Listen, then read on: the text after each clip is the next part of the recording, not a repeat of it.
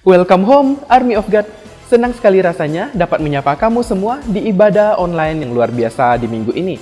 Jangan lupa, mari kita persiapkan hati yang terbaik di ibadah-ibadah yang ada, agar hidup kita semakin luar biasa di dalam Tuhan dan semakin diperbaharui. Dan buat teman-teman, ibadah-ibadah minggu aja tidak cukup loh. Kita harus juga tergabung di dalam sebuah komunitas rohani yang bernama Connect Group. Tergabunglah di dalamnya, karena di dalam Connect Group kita bisa semakin serupa dengan Kristus dan juga kita bisa mengalami transformasi kehidupan lewat support yang kita dapatkan dari teman-teman di dalam Connect Group. So, tunggu apa lagi? Buat teman-teman yang belum tergabung di dalamnya, segera hubungi kontak person yang tertera di layar kamu saat ini. Tahukah kamu bahwa memberikan persembahan juga merupakan bagian dari ibadah kita? So, teman-teman Army of God, yuk kita mempersiapkan persembahan yang terbaik. Persembahan dapat kamu transfer ke nomor rekening yang tertera di layar kaca kamu sesuai kota di mana kamu tinggal. Dan mari kita berdoa untuk ibadah kita. Thank you Tuhan, thank you untuk kasih karunia-Mu. Engkau memberkati setiap Army of God yang hari ini beribadah secara online. Kami percaya tidak ada jarak dalam hadirat-Mu ya Tuhan. Dan sebentar kami juga mau memberikan persembahan kami. Pakailah ini untuk memperluas dan memperlebar kerajaan-Mu atas kota kami tercinta, atas negeri kami Indonesia. Thank you Tuhan, thank you. Tuhan Yesus memberkati. Haleluya. Amin.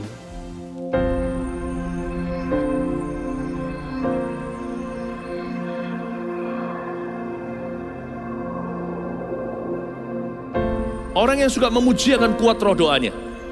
Orang yang berdoa pasti berakhir memuji.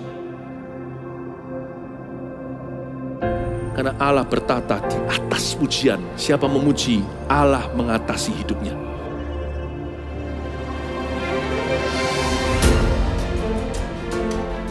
The Year of Praise, tahun pujian menjadi sebuah petualangan yang tiada dua. Menjadi sebuah pelajaran hidup yang langsung dari Kristus. Menjadi sebuah pengalaman yang indah. Waktu kita memuji Tuhan, seluruh kerajaan itu berdiri di sampingmu. Waktu kita memuji, seluruh kerajaan Allah dan kereta-keretanya yang tidak kelihatan berkuda dan berapi-api itu berada di kanan kiri. Semakin fisik kita lemah, roh kita semakin memuji Tuhan. Semakin jasmani kita terbatas, semakin rohani kita tidak boleh dibatasi.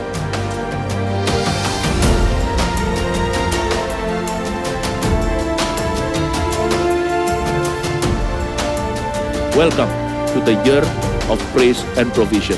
Mari kita mengizinkan Tuhan merajut rancangan yang belum pernah kita bayangkan.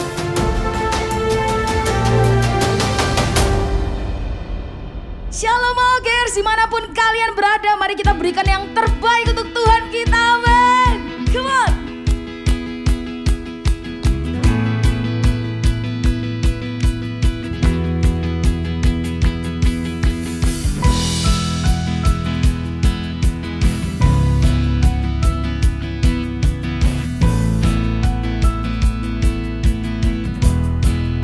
Mari sama-sama nyanyikan.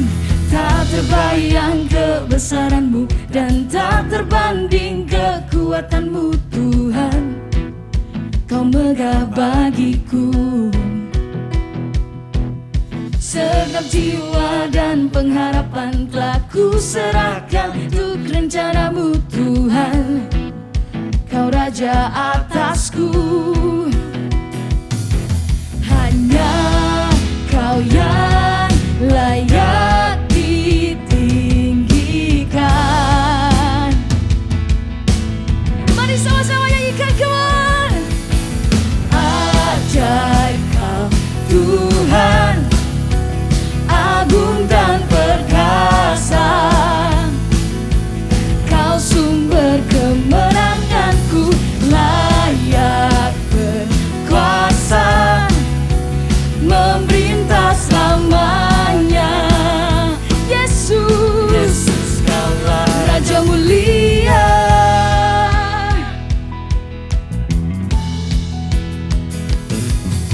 Tak terbayang kebesaran-Mu dan tak terbanding kekuatan-Mu Tuhan. Kau megah bagiku. Segenap jiwa dan pengharapan telah ku serahkan untuk rencana-Mu Tuhan. raja atasku.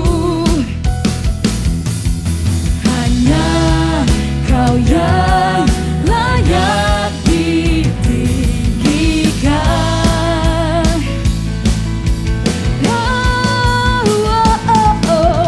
Ajaib Kau Tuhan, agung dan perkasa. Kau sumber kemenanganku, layak berkuasa, memerintah selamanya.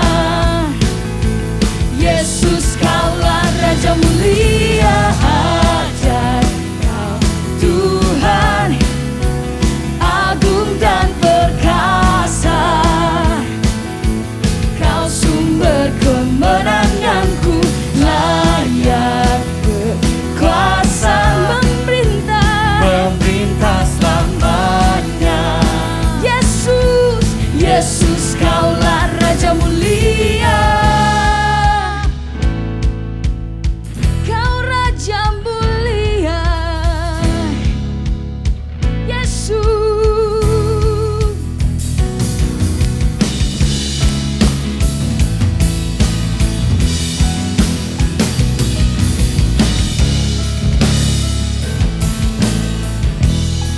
Ajaib Kau Tuhan, ajaib Kau Tuhan, agung dan perkasa. Kau sumber kemenanganku, layak berkuasa, memerintah selamanya. Yesus Kaulah Raja mulia.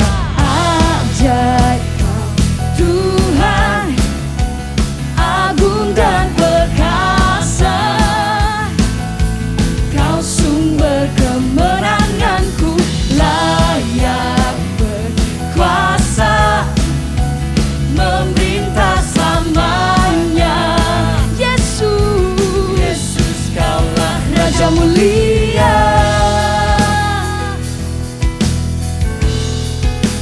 Raja mulia. Berikan sorak-sorai kemuliaan buat Tuhan kita. Come on.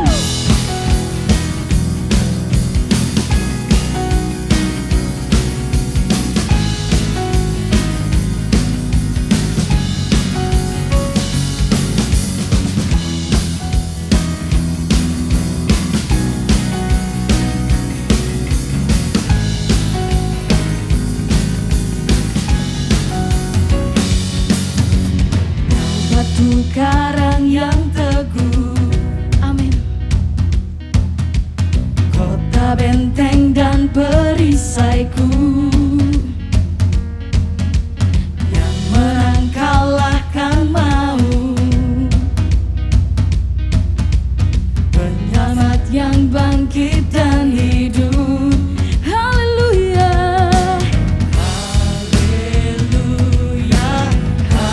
Haleluya, Kekal mulia.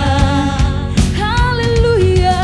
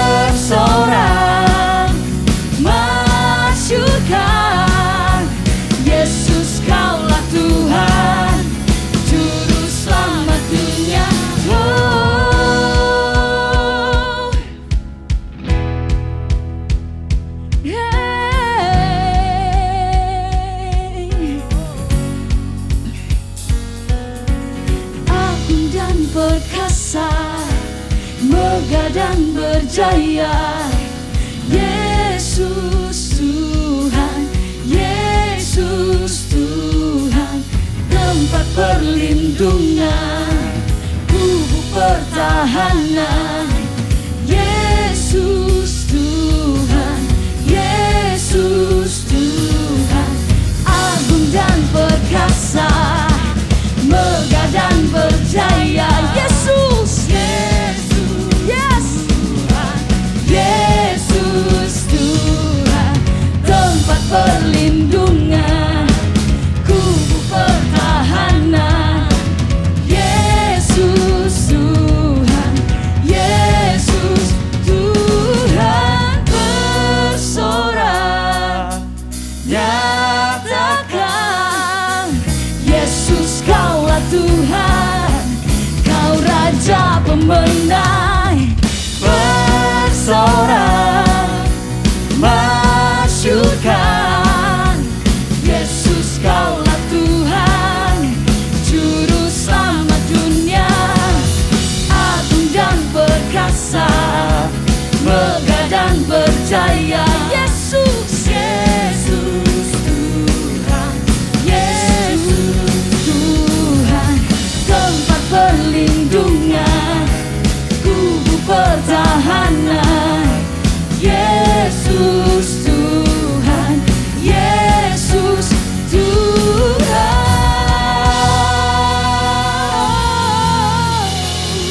Hanya Kau saja yang layak terima kemuliaan Tuhan. Haleluya. Hanya Engkau saja yang layak terima segala kemuliaan ya Tuhan. Hanya Engkau saja. Bawa kami Tuhan untuk lebih dekat dengan Engkau. Kami mau pandang wajah-Mu, kami mau menikmati kehadiran-Mu Tuhan. Di setiap tempat kami. Thank you Jesus.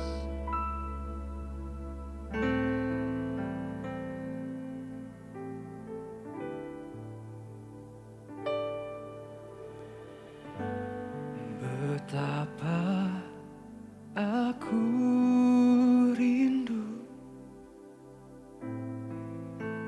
berhadapan denganmu, bawaku lebih dalam di dekatmu,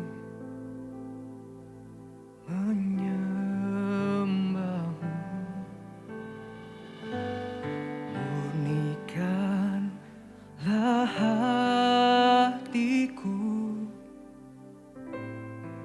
sebab Kau yang mengenalku.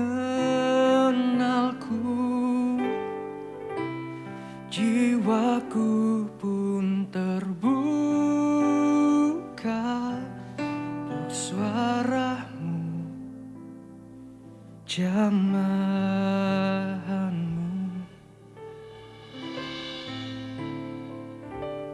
Ku nikmati kehadiran-Mu, bermuara dalam hatiku saat ku memandang wajah-Mu.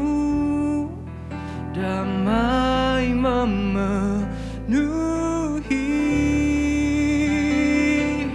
ku lepas segala bebanku, terhanyut ku dalam kasih-Mu saat ku memandang wajah-Mu. Ku temukan hidup.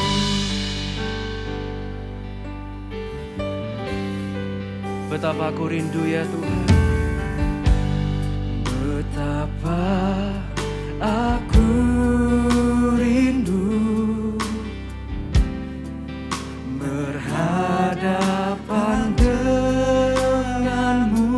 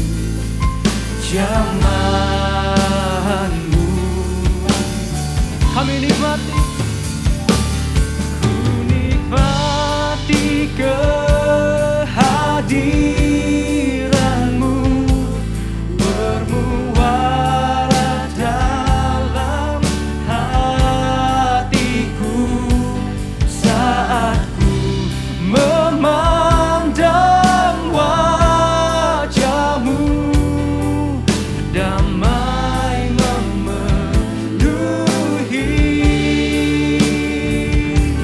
Ku lepas segala bebanku, terhanyut ku dalam kasih-Mu. Saat ku memandang wajah-Mu, ku temukan hidup. Ku nikmati kehadiran-Mu, bermuara dalam hatiku. Saat ku memandang wajah-Mu, damai memenuhi. Ku lepas segala bebanku, terhanyut ku dalam kasih-Mu. Saat ku memandang wajah-Mu, ku temukan.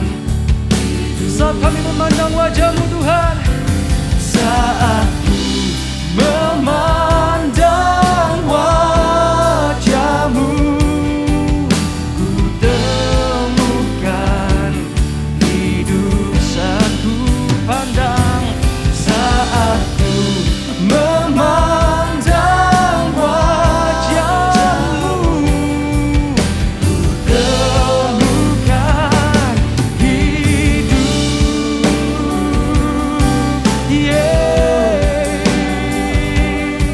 Kami pandang wajah-Mu, kami temukan hidup.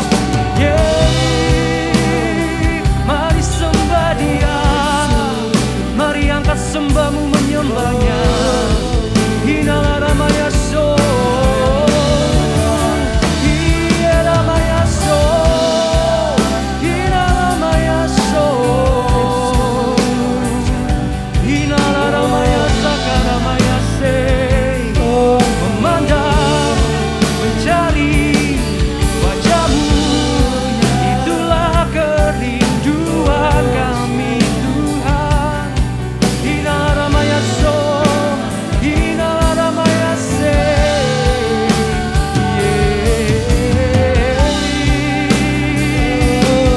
Haleluya, haleluya, haleluya. Bekerjalah Tuhan, bekerjalah Tuhan. Roh Kudus-Mu menjamah setiap kami, Roh Kudus-Mu menjamah setiap hati.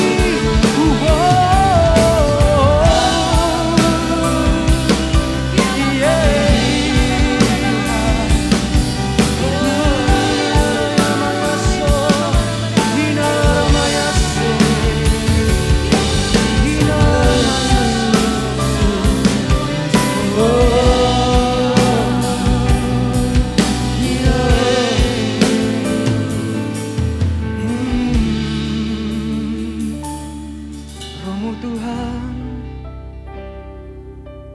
Roh-Mu Tuhan, bekerja di dalam setiap kami. Biar wajah-Mu yang kami cari. Mari semuanya taruh tanganmu di dada. Katakan, ku nikmati. Ku nikmati kehadiran-Mu, bermuara dalam hatiku. Saat ku memandang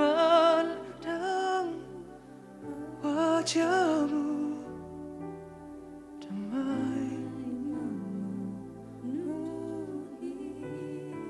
lepas semua bebanku,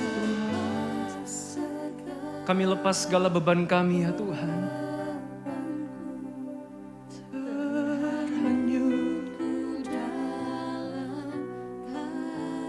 Saat kami menyembah-Mu, kami memandang Allah yang hidup.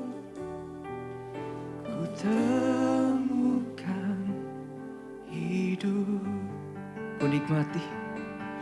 Ku nikmati kehadiran-Mu, bermuara dalam saat ku memandang wajah-Mu, damai memenuhi. Ku lepas segala bebanku, terhanyut ku dalam kasih-Mu. Saat ku memandang wajah-Mu, kami temukan hidup. Ku nikmati kehadiran-Mu, bermuara dalam hatiku. Saat ku memandang wajah-Mu, damai memenuhi. Ku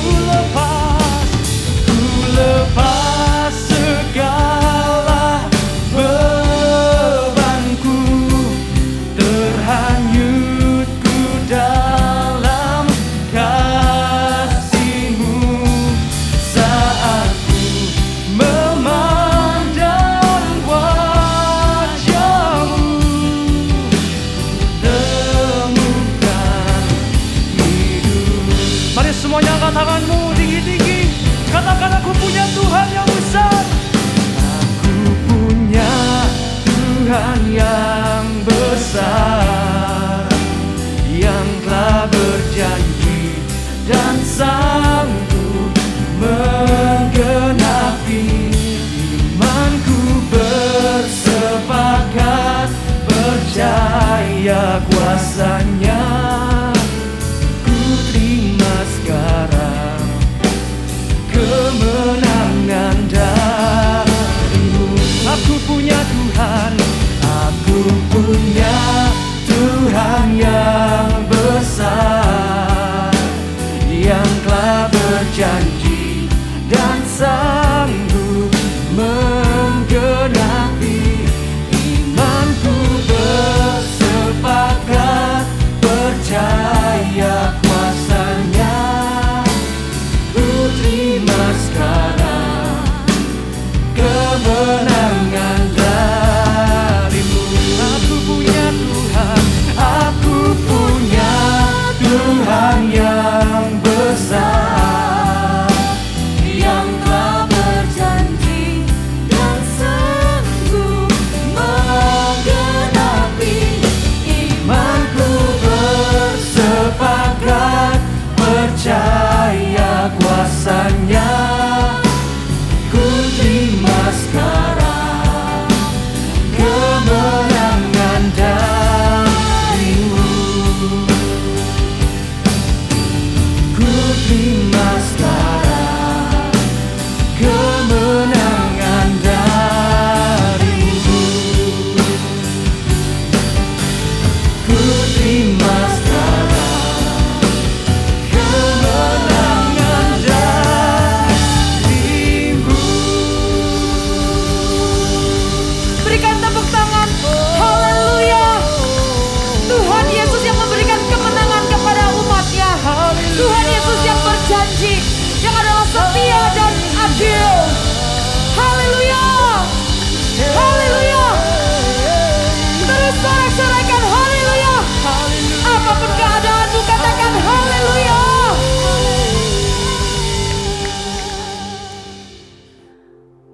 sebelum kita mendengarkan firman Tuhan, saya mengajak setiap kita dimanapun kita berada, mari kita berdoa bersama-sama sebelum firman Tuhan disampaikan. Kita minta hikmat dan anugerah Tuhan melingkupi setiap kita. Kami mengucap syukur ya Tuhan. Saat ini kami tahu kami ada di dalam hadirat Tuhan. Kami sadar ya Tuhan, hari ini Tuhan, anugerah-Mu begitu besar, melimpah dalam kehidupan kami.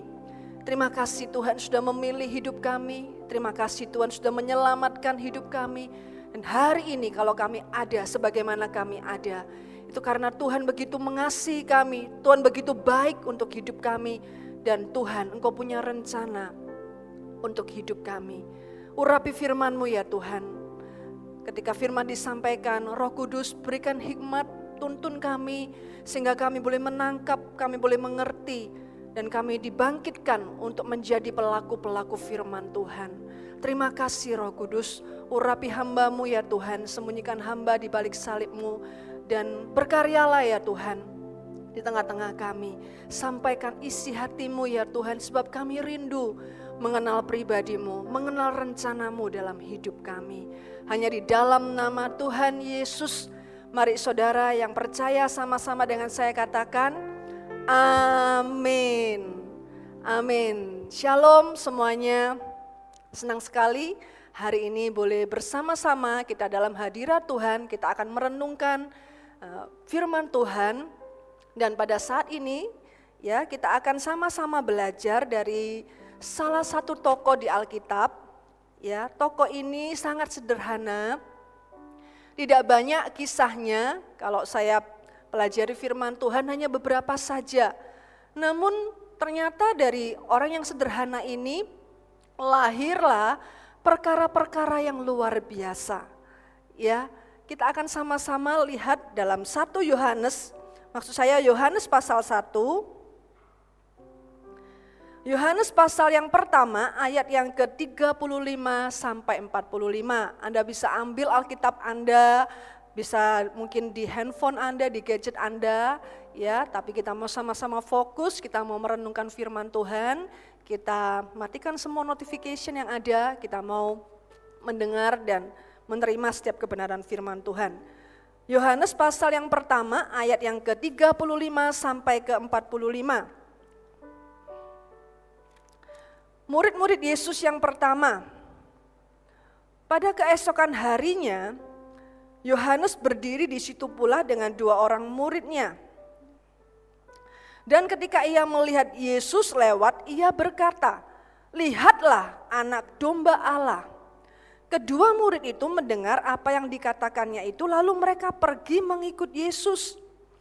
Tetapi Yesus menoleh ke belakang, ia melihat bahwa mereka mengikut dia, lalu berkata kepada mereka, "Apakah yang kamu cari?" Kata mereka kepadanya, "Rabi," artinya guru, "di manakah engkau tinggal?" Ia berkata kepada mereka, "Marilah dan kamu akan melihatnya." Mereka pun datang dan melihat di mana ia tinggal, dan hari itu mereka tinggal bersama-sama dengan dia.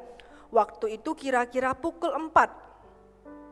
Ayat 40, salah seorang dari keduanya yang mendengar perkataan Yohanes lalu mengikut Yesus adalah Andreas, saudara Simon Petrus. Andreas mula-mula bertemu dengan Simon, saudaranya, dan ia berkata kepadanya, "Kami telah menemukan Mesias," artinya Kristus. Ia membawanya kepada Yesus. Yesus memandang dia dan berkata, "Engkau Simon anak Yohanes, engkau akan dinamakan Kefas," artinya Petrus. Ya, sampai ayat 42. Ya, kita lihat di sini saudara, ada seseorang yang bernama Andreas. Ya, di sini kita lihat bahwa satu pengikut pertama Yesus, murid pertama Yesus adalah Andreas. Ya, apakah ada sesuatu yang spesial tentang Andreas ini? Ya, nama Andreas mungkin tidak sepopuler dari murid-murid yang lain seperti Petrus, Yohanes, dan Yakobus. Tapi kita perlu belajar sesuatu ya. Karena apa? Andreas ini kita lihat dia menjadi murid pertama yang memutuskan untuk menjadi pengikut Yesus. Wow, itu keputusan yang sangat beresiko pada waktu itu. Ya, kenapa seseorang yang baru melihat Yesus, baru mengenal Yesus, dia mau memberikan hidupnya kepada Yesus, ya, memberikan seluruh kehidupannya, meninggalkan kehidupannya yang lama, ya. Andreas ini adalah seorang nelayan, sama seperti Yohanes, sama seperti Petrus, ya. Dia mau meninggalkan pekerjaannya dan dia mau menjadi pengikut Yesus yang pertama. Ya, saudara, saya melihat bahwa ada sesuatu dalam kehidupan Andreas ini yang kita bisa teladani hari ini. Kita mau sama-sama belajar. Seorang yang bernama Andreas adalah seorang yang tentunya punya hati untuk mencari kebenaran. Sebelum menjadi murid Yesus, Andreas lebih dulu menjadi murid dari Yohanes Pembaptis. Ya, pada waktu itu Yohanes Pembaptis datang mendahului, memberitakan pesan tentang pertobatan. Namun Yohanes Pembaptis sendiri bukanlah Mesias itu. Tetapi Yesuslah sang Mesias yang dijanjikan. Nah, ketika dalam Yohanes ini, Yohanes bertemu dengan Yesus, ya. Di Yohanes pasal 1 yang kita baca tadi, mereka mendengar apa yang dikatakan Yohanes Pembaptis dan mereka langsung percaya. Andreas langsung percaya kepada Yesus. Dia menjadi murid pertama Yesus. Ya, kalau yang namanya pertama kali itu tentunya nggak pakai ikut-ikutan. Ya, membuat suatu komitmen untuk mengikut Yesus pada zaman ini. Menjadi murid yang pertama. Yesus pada waktu itu belum dikenal, dia baru dianggap sebagai seseorang yang membawa sebuah aliran baru pada masa itu. Ya, Yesus mengajar tentang kerajaan surga dan Andreas langsung memberikan hatinya kepada Yesus. Ya, ketika saya merenungkan firman Tuhan ini, saudara, di hati saya ada sebuah perkataan, ada sebuah kata-kata seperti ini. Andreas adalah orang yang tidak menyia-nyiakan kasih karunia dalam hidupnya. Wow, ya. Andreas adalah tipe orang yang tidak menyia-nyiakan kasih karunia Tuhan dalam hidupnya. Ya. Seseorang yang sederhana, namun hatinya rindu mencari kebenaran. Dan akhirnya kebenaran itu dia temui dan dia percaya kepada kebenaran itu. Firman Tuhan berkata, berbahagialah orang yang haus dan lapar akan kebenaran, karena mereka akan dipuaskan. Ketika Andreas bertemu dengan Yesus, hatinya bersaksi bahwa inilah Mesias, inilah sang kebenaran yang aku cari dan aku hari ini berdiri di depannya. Wow, tentunya itu sebuah pewahyuan yang luar biasa, ya, membawa sukacita yang besar dalam kehidupan Andreas. Ya, nah, saudara, kemudian setelah Andreas menjadi pengikut Yesus, apa yang Andreas lakukan? Nah, kita akan belajar dari Andreas, saudara, ya. Ada 3 ciri yang saya temukan dari orang-orang yang tidak menyia-nyiakan kasih karunia Allah dalam hidupnya. Ya, kita lihat di dalam Yohanes pasal yang pertama tadi, ketika Andreas itu bertemu dengan Yesus, dia percaya kepada Yesus, saudara, langkah selanjutnya ini sungguh luar biasa. Andreas tidak menyimpan Yesus untuk dirinya sendiri.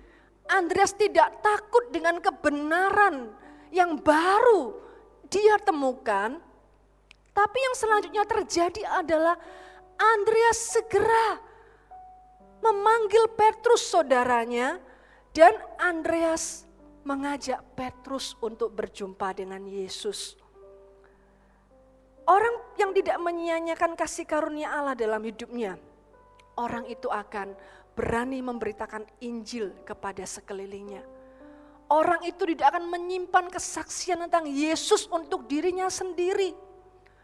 Orang yang sungguh-sungguh menerima kasih karunia Allah dan mau tetap hidup dalam kasih karunia Allah yang besar, fokus hidupnya berubah dan tidak akan pernah sama lagi. Karena orang yang sudah bertemu dengan Yesus, menerima kasih karunia Allah yang begitu besar dalam hidupnya, fokus hidupnya sudah berubah 180 derajat. Karena apa? Seseorang yang sudah menerima Yesus sebagai Tuhan dan Raja, dia sadar hidupnya bukan miliknya lagi. Ya, ada Kristus yang sudah bertahta sebagai Tuhan dan Raja, memerintah penuh dalam hidupnya. Fokus hidupnya berubah. Ada sebuah kerinduan untuk memberitakan Yesus bagi orang-orang di sekelilingnya. Ini yang dilakukan Andreas, kita lihat di Yohanes pasal yang pertama. Ya. Di ayat yang ke-40, salah seorang dari keduanya yang mendengar perkataan Yohanes lalu mengikut Yesus adalah Andreas, saudara Simon Petrus. Andreas mula-mula bertemu dengan Simon saudaranya dan ia berkata kepadanya, "Kami telah menemukan Mesias." Saudara, ketika Andreas itu mengajak Petrus bertemu dengan Mesias, yang terjadi adalah akhirnya Petrus pun percaya kepada Yesus dan Petrus menjadi pengikut Yesus. Kalau kita baca di Alkitab kita, saudara, mungkin nama Petrus lebih terkenal, lebih dikenal.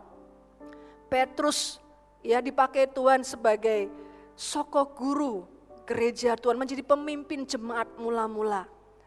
Petrus dikenal sebagai seorang pribadi yang pernah merasakan berjalan di atas air.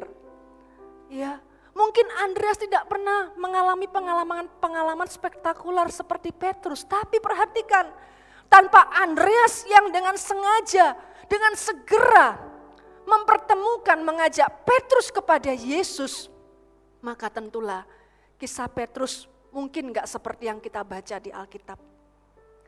Jadi saudara, Andreas punya peranan yang luar biasa dalam kehidupan Petrus.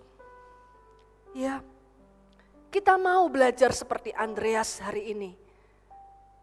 Belajar untuk menerima berita Injil yang sudah kita percayai. Dan kita mulai menyampaikan berita Injil itu kepada orang-orang di sekeliling kita.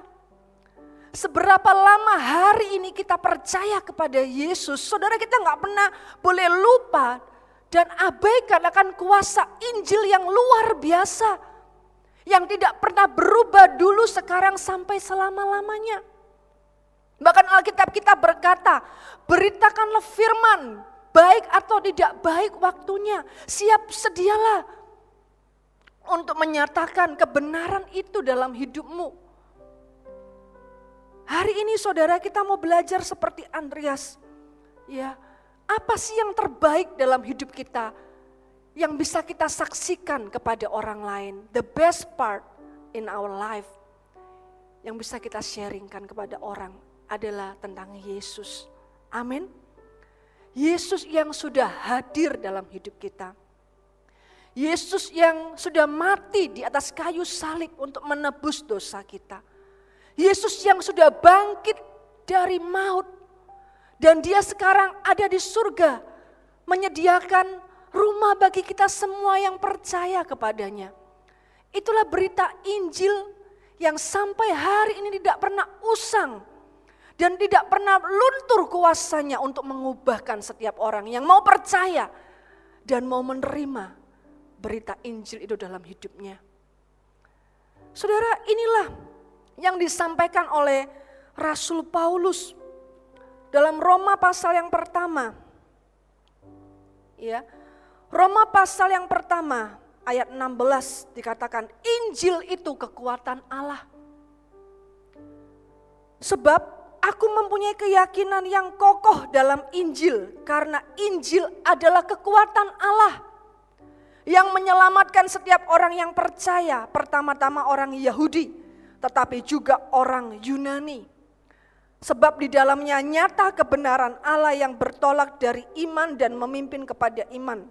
seperti ada tertulis orang benar akan hidup oleh iman. Saudara, Andreas tidak menyimpan berita Injil itu. Ya, Injil ini berkuasa. Berkuasa karena Injil menceritakan tentang Yesus Kristus Tuhan. Ya. Di Roma pasal yang pertama dikatakan seperti ini ayat pertama. Dari Paulus, hamba Kristus Yesus yang dipanggil menjadi rasul dan dikuduskan untuk memberitakan Injil Allah. Injil itu telah dijanjikannya sebelumnya dengan perantaran nabi-nabinya dalam kitab-kitab suci. Saudara, Injil ini sudah dijanjikan berjuta-juta tahun yang lalu kepada setiap manusia. Tentang siapa? Tentang anaknya. Yang menurut daging diperanakan dari keturunan Daud dan menurut roh kekudusan dinyatakan oleh kebangkitannya dari antara orang mati. Bahwa ia adalah anak Allah yang berkuasa. Yesus Kristus Tuhan kita. Hari ini saudara, kita perlu sadar bahwa Injil itu berkuasa. Berita Injil tidak pernah luntur kuasanya. Ketika kita menyampaikan Injil tentang Yesus kepada orang-orang di sekeliling kita, mungkin banyak orang mengelak tentang dosa mereka. Mungkin banyak orang gak percaya kalau hidupnya, gak mau mengakui mungkin hidupnya itu jauh dari Tuhan. Banyak kepercayaan, banyak keyakinan. Tapi satu hal, setiap manusia tidak bisa melarikan diri dari yang namanya kematian. Kematian cepat atau lambat itu akan datang di dalam kehidupan kita. Di saat yang tidak pernah kita tahu kapan itu datang. Dan saudara, pasti dalam hati kecil manusia, ya, ada rasa sebersit rasa takut akan kematian itu. Takut dengan yang namanya kematian. Karena apa saudara? Sesungguhnya Allah itu tidak pernah menginginkan kematian atas hidup manusia. Allah tidak pernah ingin terpisah dari manusia. Allah begitu mengasihi kita. Ciptaannya yang paling mulia, diberikan Roh Kudus, akal budi yang begitu mulia dalam kehidupan kita. Karena itulah setiap manusia perlu mendengar kabar Injil keselamatan. Karena yang memisahkan manusia dengan Tuhannya itu adalah dosa. Roma pasal 6 ayat 23 berkata, sebab upah dosa adalah maut, tapi karunia Allah ialah hidup yang kekal dalam Kristus Yesus Tuhan kita. Hanya di dalam Yesus sajalah kematian itu digagalkan. Kematian bukanlah akhir dari segalanya untuk setiap kita yang percaya kepada Yesus, katakan amin. Ada sebuah kehidupan yang kekal yang Yesus janjikan untuk setiap kita yang percaya kepada Tuhan. Dan itu kabar baik Injil yang harus kita sampaikan kepada setiap orang. Saudara kita, keluarga kita, supaya mereka tahu bahwa ada jawaban, ada solusi. Ada jalan keluar atas kematian yang kekal. Yaitu ketika mereka percaya kepada Yesus Kristus Tuhan. Yang sudah mati, bangkit dari maut. Katakan amin. Karena itu saudara, apa yang dilakukan Andreas adalah sebuah langkah yang luar biasa. Andreas tidak menunda berita Injil disimpan untuk dirinya sendiri. Karena Injil itu sifatnya urgent. Injil sifatnya mendesak. Karena manusia tidak pernah tahu kapan waktu hidupnya itu berakhir di bumi ini. Ya. Lukas pasal 14.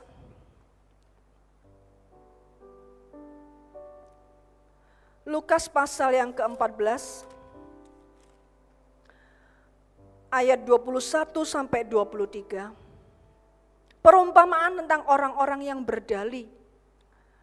Maka kembalilah hamba itu dan menyampaikan semuanya itu kepada tuannya.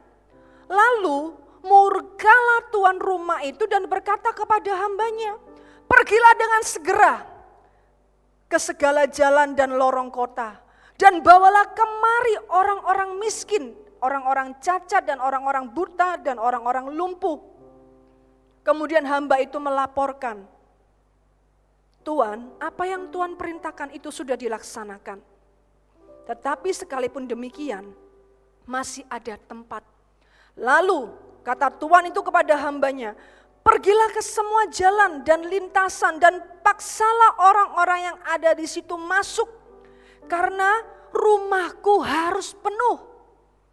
Sebab aku berkata kepadamu, tidak ada seorang pun dari orang-orang yang telah diundang itu akan menikmati jamuanku. Saudara, dikatakan di sini, Tuhan mau rumahnya itu penuh.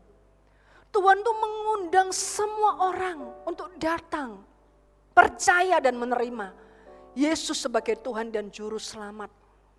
Tapi masalahnya, apakah kita hari ini sebagai orang yang percaya, kita mau menjadi perpanjangan tangan Tuhan, membawa orang-orang itu datang kepada Yesus, menceritakan kabar baik yang kita percayai, yang sudah kita dengar dan kita tahu hari ini hidup kita pun diubahkan oleh Yesus, oleh berita Injil yang sudah kita terima. Yesus Allah yang penuh kasih. Yesus Allah yang menjadi sahabat orang berdosa itu mau menerima kita apa adanya. Dia mau memulihkan hidup kita. Dia menebus dosa kita. Bukan kita lagi yang harus menanggung dosa kita. Tapi Dia yang mengambil setiap dosa kita, memikulnya di atas pundaknya, disalibkan untuk setiap dosa Anda dan saya. Hari ini saudaraku, mari kita gak boleh lupa akan dahsyatnya kuasa Injil. Sampai kapanpun berita ini akan menjadi berita yang sangat manis untuk setiap manusia yang merindukan kebenaran, yang merindukan kehidupan yang kekal. Dan kalau hari ini kita tahu Yesus, kita kenal Dia, kita punya hubungan dengan Tuhan, mari kita mau sama-sama melihat sekeliling kita. Adakah hari ini orang-orang di sekitar kita yang masih belum mendengar berita mengenai Injil? Bagian kita hari ini untuk menyampaikan kabar baik itu. Amin. Kabar baik kepada setiap orang yang mencari kebenaran. Saudara, betapa luar biasanya kabar Injil yang kita terima.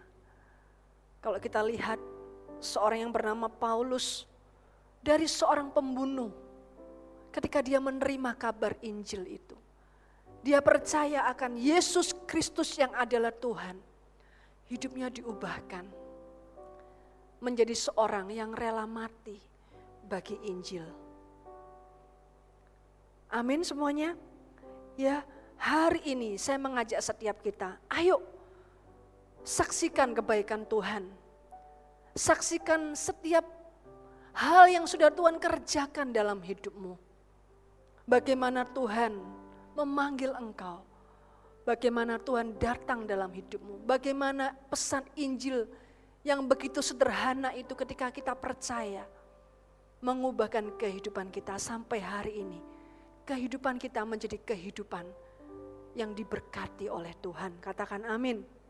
Injil itu berkuasa. Katakan sama-sama, Injil itu berkuasa. Amin. Ya. Itu Andreas saudara, orang yang tidak menyia-nyiakan kasih karunia. Kita mau menjadi orang yang tidak menyia-nyiakan kasih karunia Tuhan dalam hidup kita. Yang kedua, ya, kita melihat dari kisah Andreas ini kita belajar Andreas ini apa yang dia lakukan ketika dia menjadi pengikut Yesus. Saudara, dalam Yohanes pasal 6, kita lihat ya, Yohanes pasal yang ke-6. Ada sebuah kisah tentang Yesus memberi makan 5.000 orang. Ya, kita tahu kisah ini sebuah kisah mujizat yang luar biasa. Ya, kita akan lihat ya bagaimana Yesus bisa mengadakan mujizat. Ternyata ada bahannya. Ada seseorang yang rela datang kepada Tuhan dan menyampaikan sebuah kabar kepada Tuhan. Dan Anda tahu siapa orangnya? Ya, dia adalah Andreas. Ya, kita akan lihat di Yohanes pasal yang ke-6. Yesus memberi makan 5.000 orang. Sesudah itu Yesus berangkat ke seberang danau Galilea, yaitu danau Tiberias. Orang banyak berbondong-bondong mengikut dia karena mereka melihat mujizat-mujizat penyembuhan yang diadakan terhadap orang-orang sakit. Dan Yesus naik ke atas gunung dan duduk di situ dengan murid-muridnya. Dan pasca hari raya orang Yahudi sudah dekat. Ketika Yesus memandang sekelilingnya dan melihat bahwa orang banyak berbondong-bondong datang kepadanya, berkatalah ia kepada Filipus, "Di manakah kita akan membeli roti supaya mereka ini dapat makan?" Hal ini dikatakannya untuk mencobai dia, sebab ia sendiri tahu apa yang hendak dilakukannya. Ayat yang ke-7, jawab Filipus kepadanya, "Roti seharga 200 dinar tidak akan cukup untuk mereka ini, sekalipun masing-masing mendapat sepotong kecil saja." Ayat yang ke-8, seorang dari murid-muridnya yaitu Andreas, saudara Simon Petrus berkata kepada Yesus, "Di sini ada seorang anak yang mempunyai 5 roti jelai dan 2 ikan. Tetapi apakah arti itu untuk orang sebanyak ini?" Kata Yesus, "Suruhlah orang-orang itu duduk. Adapun di tempat itu banyak rumput, maka duduklah orang-orang itu kira-kira 5.000 laki-laki banyaknya." Lalu Yesus mengambil roti itu, mengucap syukur dan membagi-bagikannya kepada mereka yang duduk di situ. Demikian juga dibuatnya dengan ikan-ikan itu sebanyak yang mereka kehendaki. Dan kita tahu selanjutnya, saudara, terjadi mujizat. 5 roti jelai dan 2 ekor ikan mampu memberi makan 5.000 orang laki-laki. Saudara, saya belajar apa dari kisah ini? Ternyata saudara, Andreas itu adalah orang yang tidak menyepelekan perkara-perkara sederhana. Tidak menyepelekan perkara-perkara kecil yang dipandang remeh bagi dunia. Orang yang tidak menyia-nyiakan kasih karunia itu apa sih cirinya?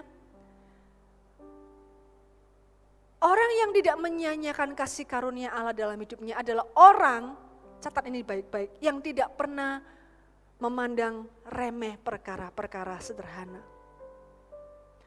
Orang yang hidup dalam kasih karunia Tuhan, itu adalah orang yang selalu melibatkan Tuhan dalam hidupnya. Adalah orang yang selalu bergantung kepada Tuhan. Saudara, kita tahu hidup kita ini adalah oleh karena kasih karunia Tuhan. Karena kasih karunia Tuhan, hari ini kita boleh diselamatkan, boleh percaya kepada Tuhan. Andreas di sini saudara melihat peluang kecil. Ketika dia melihat sekelilingnya, dia melihat ada seorang anak yang mungkin tidak diperhatikan oleh banyak orang, murid-murid yang lain juga enggak notice itu. Tapi Andreas melihat ada seorang anak Tuhan, dia punya 5 roti jelai dan 2 ikan. Meskipun mungkin hati kecilnya ragu, bisa enggak ya kasih makan, tapi toh Andreas itu menyampaikan kepada Tuhan. Saudara, hari ini mari kita belajar sama seperti Andreas.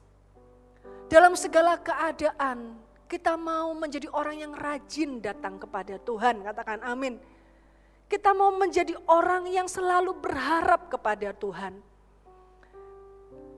Orang yang tidak menyanyiakan kasih karunia Tuhan adalah orang yang tidak pernah menyerah dengan namanya kemustahilan. Katakan amin.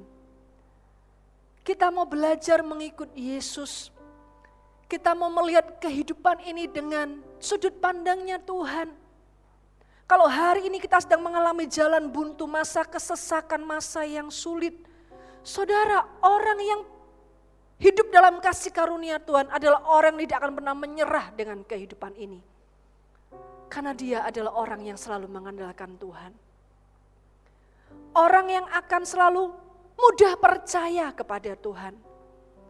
Orang yang akan selalu mudah hatinya percaya dengan setiap kebenaran firman Tuhan lebih dari fakta yang dia lihat di depannya. Orang yang selalu bergantung pada kasih karunia Tuhan tidak akan mudah quit ketika ada tantangan dalam hidupnya. Mereka akan menjadi orang yang terus setia dan maju di dalam melayani pekerjaan Tuhan. Karena orang itu sadar bahwa dia punya Allah yang besar. Dia punya Allah yang tidak terbatas. Hidupnya selalu ingat akan kata-kata Yesus yang berkata, di luar aku kamu tidak bisa melakukan apapun. Orang yang hidup dalam kasih karunia tidak akan mengandalkan kekuatannya sendiri, tidak akan mengandalkan pengalamannya, kehebatannya. Tapi akan selalu mudah tersungkur di bawah kaki Tuhan. Dan berkata, Tuhan tolong. Tuhan nyatakan rencanamu. Tuhan nyatakan jalanmu dalam hidupmu. Aku mau percaya Tuhan, aku mau taat kepadamu Tuhan. Saudara, ketika Andreas itu datang membawa bocah kecil ini kepada Yesus. Mungkin ada keraguan-raguan dari kata-katanya, apa bisa ya? Tapi yang selanjutnya, saya yakin dan percaya, Andreas semakin yakin dan teguh menjadi murid Yesus. Karena di depan matanya dia melihat mujizat yang luar biasa terjadi dalam kehidupannya. Di tengah-tengah kehidupannya. Saudara, hari ini saya mengajak setiap kita tidak pernah menyerah dengan kehidupan kita. Dunia perlu tahu, dunia perlu melihat, dunia perlu mendengar tentang kasih dan kuasa Yesus dari hidup kita, murid-muridnya. Katakan amin. Yesus yang kita percayai adalah Allah yang tetap sama dulu, sekarang, dan sampai selama-lamanya. Yesus yang sanggup menolong, Yesus yang peduli, Yesus yang sanggup mengadakan mujizat, Yesus yang sanggup menutup dan membuka pintu dalam kehidupan kita, Yesus yang mampu menyembuhkan sakit penyakit, Yesus yang sudah mengalahkan maut itu. Dia hidup dalam hidup kita. Mulai saudara, kita melihat, jangan kita melihat orang lain. Mungkin kesaksian hidup kita enggak sespektakuler orang lain. Saudara, tidak butuh kesaksian yang spektakuler untuk mengubah kehidupan orang lain. Karena yang mampu mengubah hati orang itu hanyalah Yesus. Bagian kita adalah belajar setia, bersaksi, mungkin memberikan kata-kata kekuatan, mengajak orang datang ke gereja, beribadah, mengajak orang untuk datang ke connect group. Sama seperti Andreas mengajak Petrus datang kepada Yesus. Kita nggak pernah tahu apa yang akan Roh Kudus kerjakan ketika seseorang itu meresponi ajakan kita. Dalam ibadah, dalam connect group, ketika kita mendoakan mereka, menghibur mereka, memberi kata-kata kekuatan di sana, Roh Kudus mengerjakan sesuatu dalam hati orang-orang itu. Katakan amin. Bagian kita adalah taat. Seringkali kita mengalami, mungkin kita merasa ragu. Apa bisa aku bersaksi tentang Yesus? Mungkin kita takut ditolak, kita merasa aneh mungkin dengan kisah kita, karena kita melawan arus, kita menceritakan tentang Yesus yang hari ini mungkin banyak orang dunia gak percaya, menertawakan iman kita. Tapi pesan saya hari ini, saudara, cara terbaik untuk menyingkirkan keraguan kita untuk bersaksi tentang Tuhan adalah bertindak sesuai dengan kebenaran. Ketika kita sibuk dalam menerapkan kebenaran Tuhan, ketika kita sibuk untuk mengingat kasih Tuhan dan menceritakan kepada orang lain, saudara, saya percaya di sana ketakutan, keraguan itu akan sirna. Halo, amin. Ya, mulai dari langkah yang kecil. Pasti toh hari ini kita semua pernah mengalami kebaikan Tuhan. Pasti kita sepanjang hidup kita mengikut Yesus, kita pernah mengalami mujizat daripada Tuhan. Jawaban-jawaban doa. Kalau dengan hati yang tulus, kita bercerita tentang Yesus itu kepada mereka. Mereka pun yang sudah mendengar, tidak menutup kemungkinan mereka percaya. Kalau hari ini saya bisa percaya kepada Tuhan, ada orang yang pernah menceritakan juga tentang Yesus kepada saya. Ada orang-orang yang mendoakan saya. Dan suatu titik saudara, saya percaya kepada Tuhan. Jika tidak ada orang yang pernah menceritakan tentang Yesus, maka saya hari ini pun juga tidak akan pernah percaya. Ketika seseorang menceritakan tentang kesaksian hidupnya, saya masih ingat ada seorang guru les privat saya menceritakan tentang perjumpaannya dengan Tuhan, bagaimana hidupnya itu dipulihkan oleh Tuhan. Jujur, pertama kali ketika saya mendengar, saya nggak terlalu percaya. Saya hanya mendengarnya sambil lalu saja. Hati kecil saya bertanya, masa sih seperti itu? Ya, masa sih seperti itu? Tapi yang terjadi adalah selanjutnya, the next day and the next day, saudara. Kesaksian itu bekerja dalam hidup saya. Entah bagaimana caranya. Allah bekerja, Roh Kudus bekerja. Ya, mengubahkan hidup saya sehingga saya percaya kepada Tuhan Yesus. Dari kesaksian yang sederhana tentang bukan apa yang dilakukan hamba Tuhan itu, ini siapa si A si B, tapi look at yourself. Apa yang sudah Tuhan lakukan dalam hidupmu? Kesaksian sederhana yang lahir dari kehidupan yang sungguh-sungguh dipulihkan Tuhan.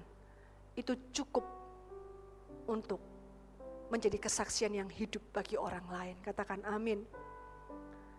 Ya, saya masih ingat saudara, sulitnya bersaksi tentang Tuhan tidak mudah memang. Butuh keberanian. Ya, ada perasaan takut ditolak, takut salah. Saya masih ingat ketika pertama kali saya bersaksi tentang pekerjaan Tuhan dalam hidup saya. Apa yang sudah Tuhan lakukan, jamahan Tuhan dalam hidup saya. Itu sekitar tahun 2000 yang lalu, tahun 2000. Ya, tahun 2000 ketika saya pertama kali percaya kepada Tuhan. Saudara, waktu itu saya ada di China, dalam sebuah persekutuan, ya, itu persekutuan interdenominasi, banyak anak-anak Tuhan di sana. Dalam persekutuan doa yang sederhana, saudara, ketika sama-sama menyembah Tuhan, memuji Tuhan, tiba-tiba saudara, ya, ketika saya berdoa, ya saya juga baru di sana, ketika saya masih ingat saya berdoa, kemudian saya itu sungguh-sungguh fokus menyembah Tuhan. Tiba-tiba saudara, tangan saya ini terangkat ke atas. Saya juga heran, itu sebuah pengalaman yang pertama kali dan tidak pernah sampai hari ini saya alami. Tangan saya tiba-tiba ada yang mengangkat ke atas. Ada sebuah kuasa yang mengangkat tangan saya ke atas, saya waktu itu masih duduk. Dan teman-teman seluruh persekutuan itu, ada satu mentor ya, kakak rohani berkata, mari kita doakan. Ya, nama saya disebut. Jadi saya dikelilingi oleh mereka. Aduh, waktu itu saya merasa ada apa ini gitu ya. Dan tiba-tiba waktu saat saya didoakan bersama-sama, bibir saya itu bergetar. Bibir saya bergetar. Ya, saya tahu hari itu, malam itu saya dipenuhi dengan Roh Kudus. Sebuah pengalaman yang enggak pernah saya lupakan. Walaupun saat itu saya belum bisa berbicara dalam bahasa roh. bibir saya bergetar dengan kuat. Dan semua orang di sana mendoakan saya. Dan selepas dari malam itu, mentor saya berkata, apakah kamu mau bersaksi tentang apa yang kamu alami? Jujur waktu itu saya juga nggak tahu bersaksi itu seperti apa. Ya, bersaksi itu untuk apa sih? Tapi karena saya diminta, saya berkata, iya saya akan mempersiapkan. Saya ingat, ya itu persekutuan internasional, jadi kita menggunakan bahasa Inggris. Saya catat apa yang saya alami dengan bahasa sederhana, bukan bahasa yang muluk-muluk, bahasa yang sederhana saya tulis, saudara. Dan tiba hari Minggunya, ketika tiba hari Minggu itu, ditanyakanlah di gereja, ya gereja internasional di China waktu itu, apakah ada yang mau bersaksi? Nah saudara, saya sudah siap itu, catatan kesaksian saya, ya. Tapi saya nggak mau untuk mengangkat tangan saya dan maju, karena apa? Saya malu, saya takut salah, itu kesaksian dalam bahasa Inggris. Kemudian, apakah benar yang saya alami semalam itu? Ya, tapi tiba-tiba saudara, ketika saya bergumul untuk saya tidak mau bersaksi, saya ingat, saya dengar ada suara di hati saya yang begitu keras. Suara itu berkata seperti ini, kenapa kamu takut, kenapa kamu malu? Yang kamu ceritakan itu bukan tentang dirimu sendiri, tapi tentang Yesus. Wow saudara, ketika saya mendengar kata-kata itu di hati saya begitu keras, timbul sebuah keberanian, iya ya, kenapa saya malu, kenapa saya takut ditolak, takut salah. It's not about me, it's about Jesus. Ini adalah pekerjaan Tuhan dalam hidup saya. Tiba-tiba ada sebuah keberanian. Saya ingat, saya bawa kertas saya itu. Saya angkat tangan saya. Saya maju ke depan mimbar itu, saudara. Untuk pertama kalinya, saya bersaksi tentang apa yang sudah Tuhan kerjakan dalam hidup saya. Ketika kita bersaksi tentang Tuhan, saudara, itu bukan tentang kita, tapi tentang Yesus. Sehingga ketika kita bercerita tentang Yesus, saudara, akan ada keberanian ilahi yang Tuhan karuniakan kepada setiap kita, katakan amin. Dan bersaksi itu tidak hanya di mimbar, bersaksi itu adalah lewat kehidupan kita sehari-hari, katakan amin. Hidup kita inilah platform kita. Kehidupan kita sehari-hari itulah yang menjadi kesaksian yang luar biasa tentang Yesus yang ada dalam kehidupan kita, katakan amin. Ya, khotbah yang terbaik, kesaksian yang terbaik adalah ketika kita bisa menyaksikan Yesus lewat kehidupan kita. Amin semuanya. Yang ketiga, yang terakhir, ciri-ciri orang yang tidak menyia-nyiakan kasih karunia dalam hidupnya. Kita lihat di Kolose pasal yang keempat.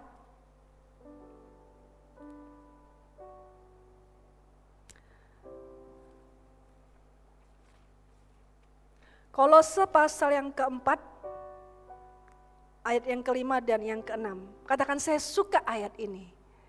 Kolose pasal yang keempat, ayat 5 dan keenam. Hiduplah dengan penuh hikmat terhadap orang-orang luar, pergunakanlah waktu yang ada. Pergunakanlah waktu yang ada. Jangan sia-siakan kasih karunia Tuhan dalam hidup kita. Ayat yang keenam, hendaklah kata-katamu senantiasa penuh kasih.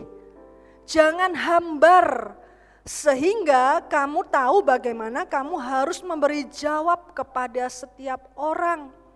Dikatakan hendaklah kata-katamu senantiasa penuh kasih. Halo amin. Kalau kita mau orang lain kecipratan, menerima kasih karunia yang besar dari Tuhan lewat hidup kita, saudara perhatikan kata-kata kita.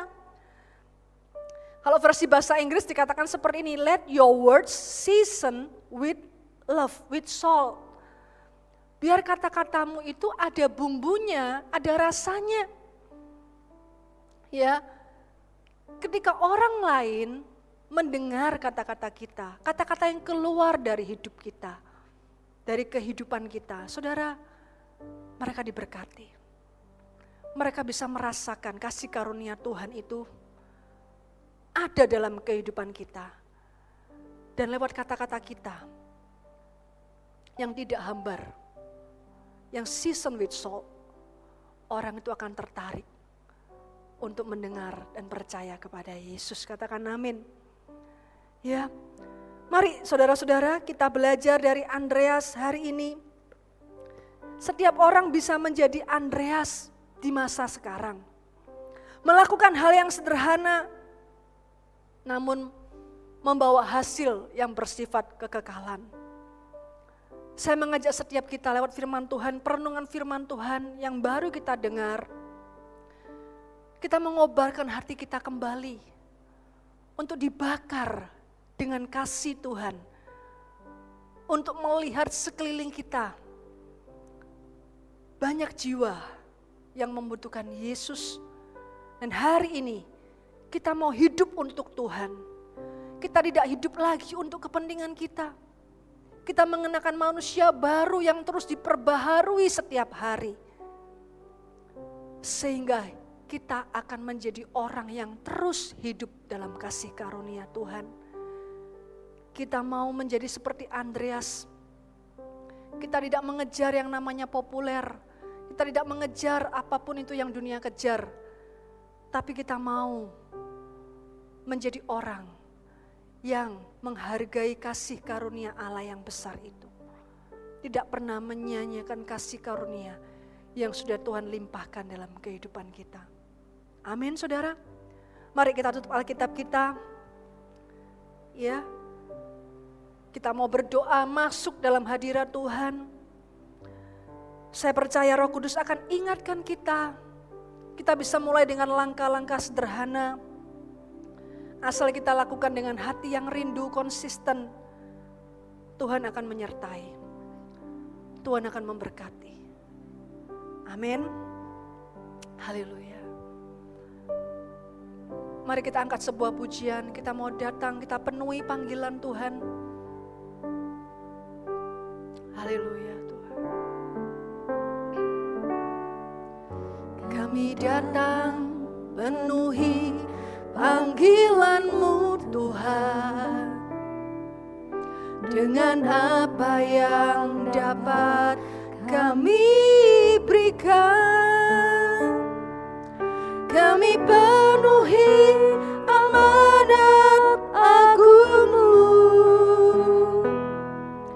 menyelamatkan jiwa yang tersesat. Kami datang penuhi panggilan-Mu Tuhan, dengan apa yang dapat kami berikan. Kami penuhi amanat agung-Mu, melayanilah yang lelah dan berbeban. Urapi kami Tuhan dengan kuasa Roh Suci, berikan hati yang terbeban dan penuh kasih ilahi. Penuhi kami dengan kuasa dari tempat yang tertinggi, dan teguhkan semua kesaksian. Amin. Mari sama-sama kita datang. Kami datang ya Tuhan. Kami datang penuhi panggilan-Mu Tuhan, dengan apa yang dapat kami berikan. Kami penuhi amanat agung-Mu, menyelamatkan jiwa yang tersesat. Kami datang penuhi panggilan-Mu Tuhan. Dengan apa yang dapat kami berikan, kami penuhi amanat agung-Mu, melayani yang lelah dan berbeban. Urapi kami Tuhan dengan kuasa Roh Suci. Berikan hati yang terbeban dan penuh kasih ilahi. Ya Tuhan, penuhi kami dengan kuasa dari tempat yang tertinggi, dan teguhkan semua kesaksian.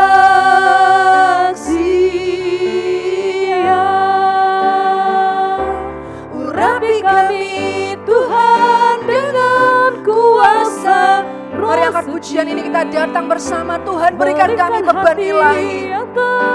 Tuhan, singkapkan mata kami ya Tuhan, untuk kami tidak egois lagi ya Tuhan.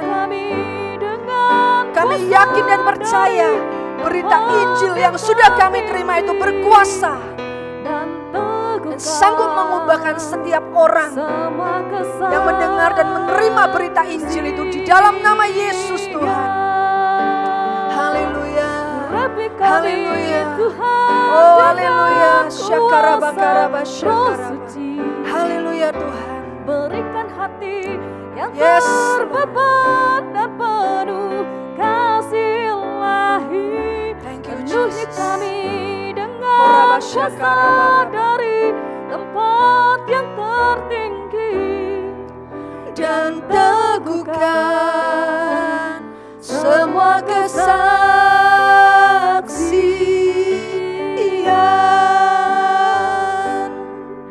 dan teguhkan semua kesaksian. Teguhkan kesaksian-kesaksian yang ada ya Tuhan, dan teguhkan semua kesaksian. Mari semuanya, saya mengajak setiap kita masuk dalam hadirat Tuhan. Hari ini hamba berdoa di dalam nama Tuhan Yesus. Apapun yang kami alami hari ini ya Tuhan, tidak akan mengendorkan semangat kami Tuhan untuk memberitakan kabar Injil ini Tuhan kepada generasi kami ya Tuhan. Ya Tuhan, Kau melihat setiap army of God, setiap orang-orang muda yang ada hari ini. Kami memilih untuk menjadi seperti Andreas. Kami tidak mau menyia-nyiakan kasih karunia Allah yang sudah begitu besar yang hari ini sudah kami terima. Kami akan pass this testimony. Kami akan saksikan ya Tuhan. Kami akan saksikan Yesus yang ajaib itu. Yesus yang begitu amat baik itu Tuhan. Kepada orang-orang di sekitar kami. Berapa banyak hari ini Kau berkata, Tuhan aku mau hidup dalam kasih karunia-Mu yang besar. Aku rindu ya Tuhan, membawa kabar Injil ini Tuhan kepada sekelilingku. Saudara, Engkau bisa taruh tanganmu di dadamu hari ini. Saya berdoa Roh Kudus membakar hatimu. Roh Kudus mengobarkan semangat dalam hatimu. Ada suatu pengharapan yang Tuhan berikan. Hari ini Engkau akan mulai berdoa kembali untuk setiap jiwa-jiwa. Entah itu temanmu, saudaramu, keluargamu, orang tuamu. Tuhan yang menaruh beban ilahi dalam hatimu sekarang. Buka hatimu sebab Tuhan rindu Engkau menjadi perpanjangan kabar Injil kepada sekelilingmu. Tuhan rindu mengurapi dan memakai hidupmu hari ini. Di dalam nama Tuhan Yesus, Tuhan teguhkan setiap kesaksian. Di dalam nama Tuhan Yesus, pakai hidup kami ya Tuhan. Kami mau berpegang kepada kasih karunia-Mu Tuhan. Kami mau terus bergantung kepada kasih karunia-Mu. Dan kami rindu melihat satu demi satu setiap jiwa-jiwa itu ya Tuhan. Mereka boleh menerima kasih karunia yang besar.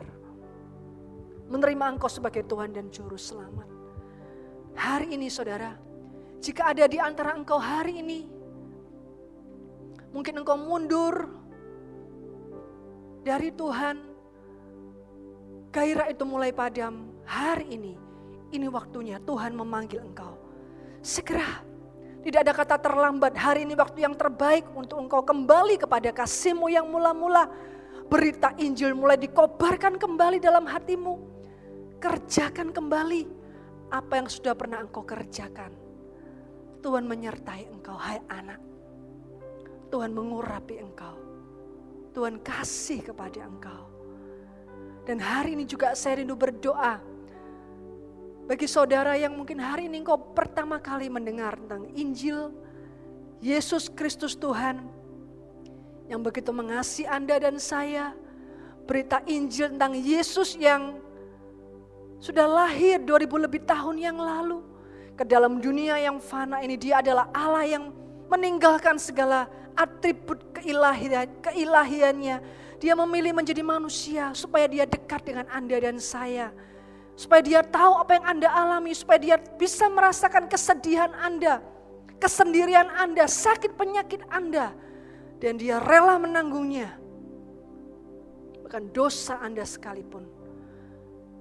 Dia rela menanggungnya. Dia mati di atas kayu salib untuk menanggung dosa Anda dan saya. Barang siapa percaya kepadanya akan beroleh hidup yang kekal. Dosanya diampuni. Jika itu engkau, mari berdoa bersama dengan saya. Tuhan Yesus, hari ini aku percaya akan kabar Injil yang sudah disampaikan tentang Yesus Kristus adalah Tuhan. Hari ini aku mau menerima Yesus sebagai Tuhan dan Juru Selamat. Tuhan, jadilah Tuhan dan Raja dalam hidupku. Aku berikan hidupku sepenuhnya kepadamu. Dan mulai hari ini pakai hidupku untuk menceritakan kasih karunia yang begitu besar yang sudah aku terima. Di dalam nama Tuhan Yesus. Terima kasih ya Tuhan buat firman-Mu. Menerangkan firman-Mu ya Tuhan. Kami percaya Injil akan terus diberitakan sampai pada kesudahannya. Dan amanat agung itu akan terus kami lakukan. Kami percaya Tuhan, Engkau menyertai kami semua sampai kesudahannya. Kami percaya kepadamu Tuhan. Terima kasih ya Tuhan, meteraikan firman-Mu. Kami mengucap syukur buat setiap firman yang sudah ditaburkan. Dan Roh Kudus, Engkau meneguhkan setiap kami. Memberikan keberanian buat setiap kami. Menghargai setiap kesempatan yang Tuhan beri.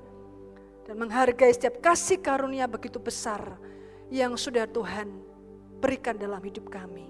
Sama seperti Andreas tidak pernah menyia-nyiakan kasih karunia itu. Kami pun mau ya Tuhan. Tolong kami Roh Kudus. Di dalam nama Tuhan Yesus, mari engkau yang percaya sama-sama dengan saya katakan amin. Tuhan Yesus memberkati. God bless you.